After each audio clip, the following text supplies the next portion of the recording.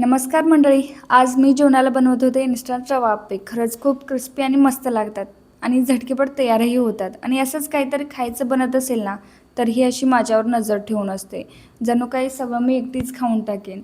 तसं तर नाश्त्याचा पदार्थ आहे, पण माझ्याकडे खोबरं शिल्लक होतं. मग टाकायचं कशाला म्हणून रात्रीच्या जेवणाला रवा आप्पे आणि चटणी असं करायचं ठरवले होते.